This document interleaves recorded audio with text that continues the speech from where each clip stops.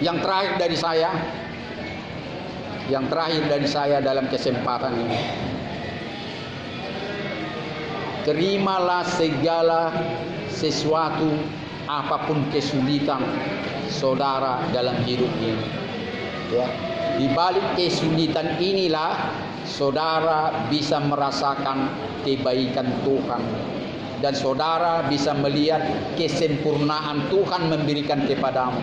Kalau saudara sudah diperlengkapi, yang saudara mau segala sesuatunya tanpa ada kekurangan, saya yakin saudara tidak akan pernah lagi mengatakan bersyukur. Justru dalam kekuranganlah kita semakin mengatakan bersyukur. Karena apa? Bisa saudara jawab? Karena kekurangan tidak pernah kita membuat mati. Ya, karena kekurangan kita tidak pernah jadi mati. Ya, kita masih bertahan dalam kekurangan. Maka itu terima kasih Tuhan. Kalau saya hanya makan kecap hari ini, tidak ada lauk, saya masih bisa hidup dalam kesehatan. Saya masih bisa memiliki kekuatan.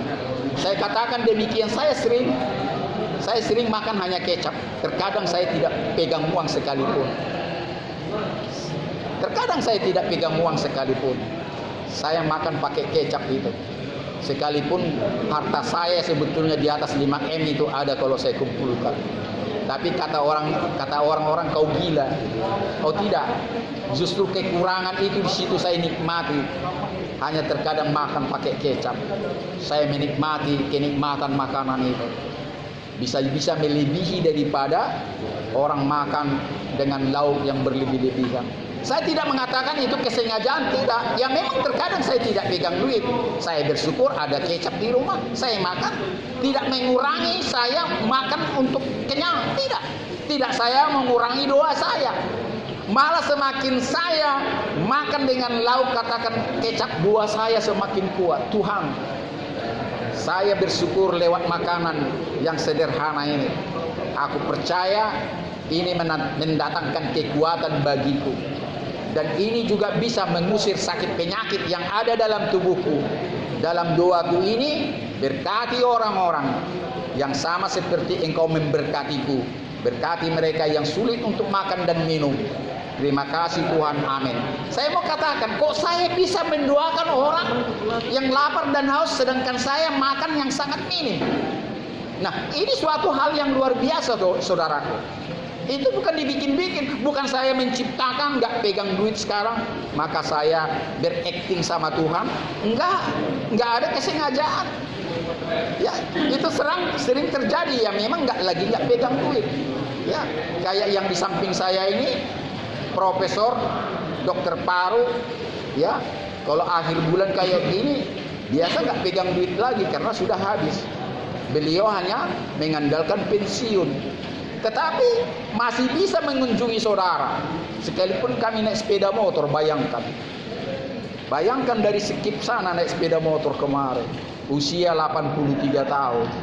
Masih bisa pakai jas. Ya, tidak ada kesombongan. Saya profesor, seharusnya saya harus pakai supir dan mobil mewah. Dan ini yang mau saya katakan kepadamu kawan. Dalam kekurangan ini, sungguh ajaib Tuhan itu. Di jalan saya tidak kurang sesuatu apapun. Padahal tenaganya sudah semakin berkurang. Jumpa dengan saudara di sini yang sudah berpuluh-puluh tahun melayani di penjara. Ya, tak terhitung lagi ini. Sejak Polres waktu itu bukan di Kampung Durian, masih di Kampung Keling, sudah melayani dia di situ. Ya. Jadi saudara pun ada yang belum lahir dia sudah melayani di tahanan-tahanan polisi dan penjara. Jadi karena usianya 83 tahun, terkadang saya batasi, jujur aja lah. Terkadang saya batasi. Kalau keluarganya sudah melarang, seperti tadi anaknya perempuan, jagalah baik-baik bapak itu ya. Kalau saya selalu dimarah-marahi, saya melepaskan dia. Saya bilang, kalau dia tidak melayani, malah nanti mendatangkan sakit penyakit dan sebagainya. Jadi relakanlah dia untuk melayani, makanya datang sekarang. Dan besok kami melayani di Pancur Batu. ya Pak ya, di Pancur Batu kami di Dinas Sosial Narkoba, khusus narkoba. Jadi begitulah semangat dia kalau menjumpai orang-orang terpenjara untuk melayani. Khotbah saya terakhir, ingat, khotbah saya terakhir, di mana kebahagiaanmu yang paling besar? Ingat pertanyaan saya? Ingat kan? Kalau jawaban saya, tatkala saya melihat air mata pertobatan di penjara, tatkala saya melihat air mata pertobatan di tahanan-tahanan polisi, disinilah kebahagiaan saya yang paling besar. Karena itu saya, apapun keadaan, saya dalam keadaan sakit, hujan lebat, apapun, saya tetap terobos.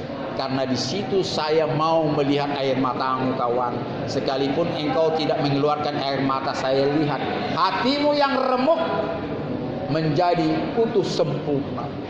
Tidak ada istilah hatimu yang remuk itu seperti beling yang tidak bisa dipersatukan lagi.